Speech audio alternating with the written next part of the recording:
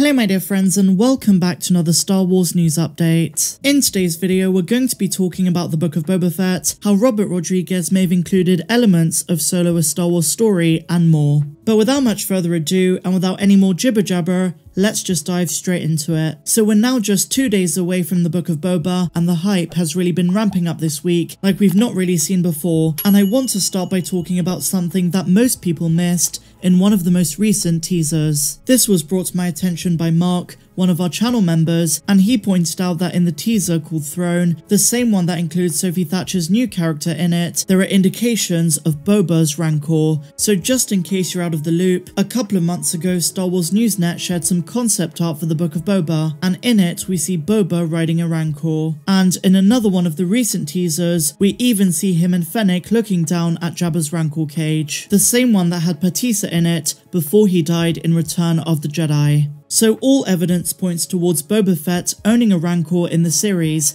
and I'm 99% sure this Rancor is Moochie from the Bad Batch all grown up. Once upon a time she belonged to Jabba, and then Bib Fortuna, and now she belongs to Boba and Fennec. So in the new teaser called Throne, when Sophie's character rides up to the screen, the background setting of a market on whatever Tatooine town this is completely destroyed, as if a giant creature trampled everything in its path, and I think this was the doing of a Rancor with Boba on its back, just as we saw in the concept art, and Sophie's character is chasing them, since her character is part of a street gang, the same one as Jordan Bolger's character. Now the visuals are reminiscent of the destruction that Moochie caused on Ord Mantell in the Bad Batch episode 5. So including this shot in the trailer not only introduces us to Sophie's character, but also gives us a glimpse at what Boba's new pet is capable of. And I'm just dying to see how stunning that's going to look in live action. We haven't seen a live action Rancor since Return of the Jedi,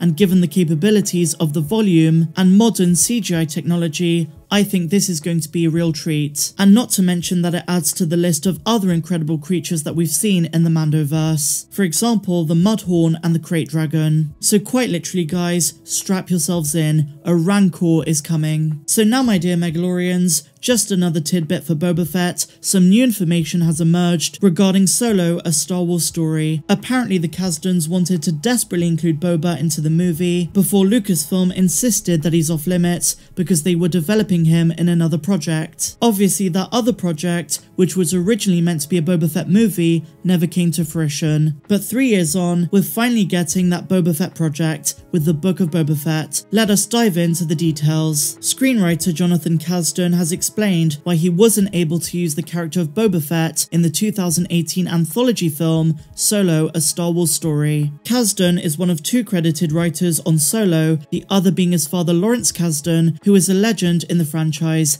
having co-written Star Wars films like The Empire Strikes Back, Return of the Jedi and The Force Awakens. While speaking with the New York Times regarding the legacy of Boba Fett, Jonathan Kasdan said that while he would have liked to include the legendary bounty hunter in Solo, Lucasfilm is selective with who it lets use the fan favourite character. Simply put, Boba Fett isn't just popular with Star Wars fans, he's also popular with Star Wars creators. As a result, not everyone who wants a crack at the character gets the opportunity, especially if projects involving Boba Fett are being developed elsewhere, and Kasdan recalls being told by Lucasfilm that the reason Boba Fett was off limits was because he's in development elsewhere. Now I do wonder, my dear friends, since the Kasdans had ideas for Boba in Solo a Star Wars Story, if Robert Rodriguez in the Book of Boba Fett might include some of those ideas and elements, specifically Qi'ra, Han Solo and Boba Fett coming face to face. Qi'ra is the leader of Crimson Dawn at this point, and as we saw in War of the Bounty Hunters, between The Empire Strikes Back and Return of the Jedi, she had run-ins with Boba as she stole Han and Carbonite from him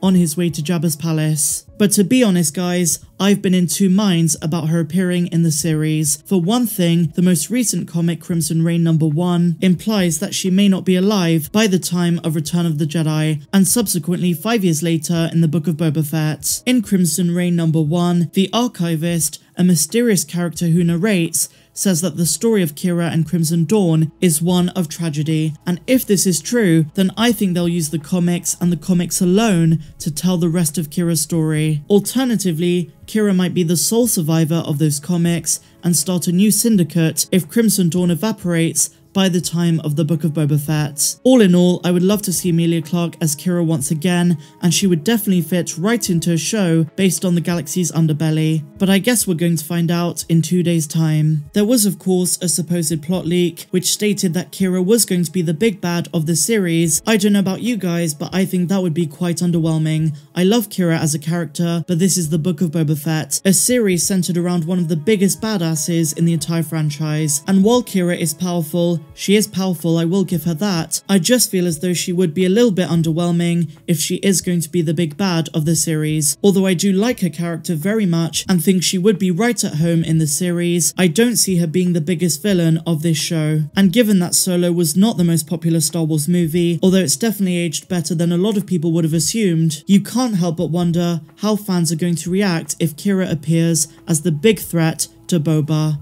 But as I say, we'll have to wait and see. Just 2 days away now, my dear friends. I'm so excited to break down that first episode, share my thoughts with you, and also get into a new routine of Wednesday mornings. The start of the Beskar age of Star Wars is just around the corner. I hope you're excited, because I am hyped. So just one final thing, we have a brand new poster for Fennec Shand. She looks absolutely awesome, I love these character posters, and just like The Mandalorian Season 2 and The Bad Batch, I'm sure we're going to be getting more of these as the series progresses. And since we are so close to the release date, it really hits home just how much I've missed live-action Star Wars content, and I'm sure you guys feel the exact same way, but it's not too long now until we get plenty of it. 2022 is going to be epic, and also remember, Star Wars Celebration is back. But otherwise guys, that brings us to the end of this video. If you enjoyed it, please be sure to give me a big fat thumbs up, subscribe if you're new, and a massive welcome if you are. May the Force be with you all. I'm Star Wars Meg, and I'll see you in the next one.